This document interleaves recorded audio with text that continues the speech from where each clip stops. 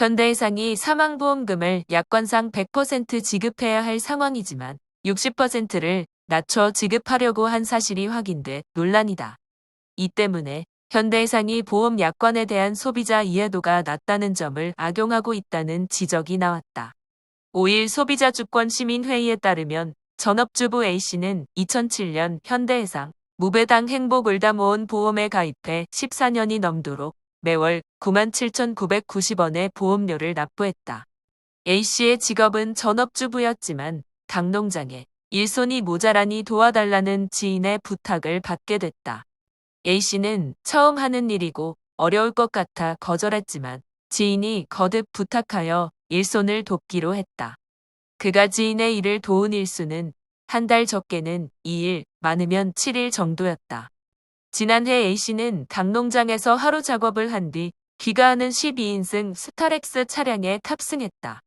곧 차량은 램프를 통해 자동차 전용 도로에 진입했으나 역진입한 것을 뒤늦게 인지한 운전자는 회차하기 위해 유턴하던 중 정상 주행하는 차량과 충돌하게 됐다.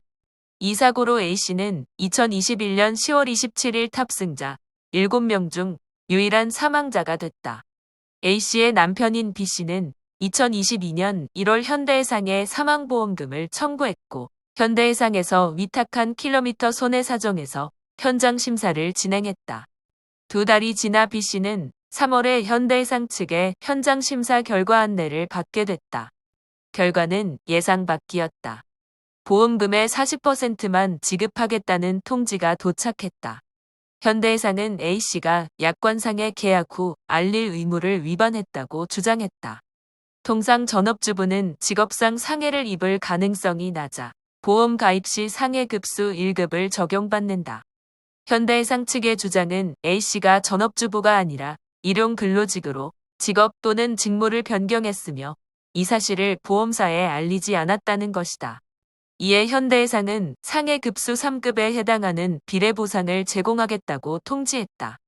비례보상은 원래 지급해야 할 보험금의 40% 수준에 불과했다.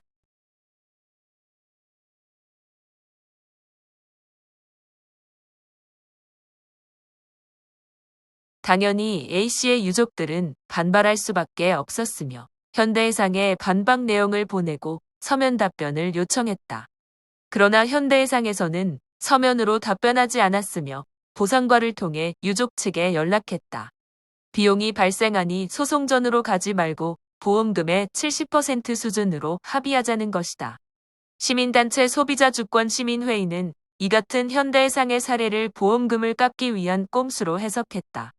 2017년 금융감독원이 직업이라는 용어의 해석으로 보험금 분쟁이 일어나는 것을 막기 위해 직업을 생계 유지 등을 위해 일정한 기간 동안 계속하여 종사하는 일로 정의했고 현대해상에서도 보험 약관의 직업의 정의를 동일하게 기재하고 있기 때문이다.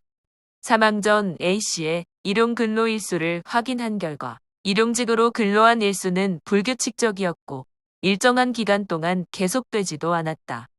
회사원인 남편 B씨가 주로 생계 유지를 책임졌고 A씨는 2021년 2월 이후 사고일인 10월 27일까지 일을 하지 않았다. 따라서 A씨의 직업은 일용 근로자가 아닌 전업주부라는 게 소비자주권시민회의의 해석이다. 게다가 약관상 직무와 관계없는 사고로 발생한 손해에 대해서는 보험금을 삭감해 지급하지 않는다고 명시돼 있다. A씨는 교통사고이지 직무와 관련된 사고를 당한 게 아니기 때문에 보험금 삭감 대상이 아니라는 것이다.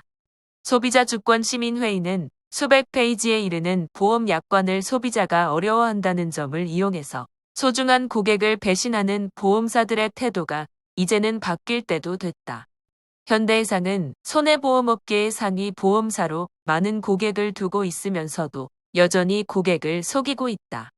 마땅히 주어야 할 보험금을 70%로 깎는 꼼수를 부리고 고객과의 약속을 저버리는 보험사는 도태될 것이다. 현대해상이 즉시 보험금 전액을 지급할 것을 촉구한다고 밝혔다. 이에 대해 현대해상 측은 유가족은 이번 양계장 사고를 일회성 아르바이트로 주장하고 있다. 이전 장기간 일용직 근무 이력이 확인되어 근본 사고가 일회성 사고임이 확인 가능한 자료를 유가족 측에 요청한 상태로 일회성 사고가 확인된다면 신속하게 보험금 지급할 예정이라고 해명했다.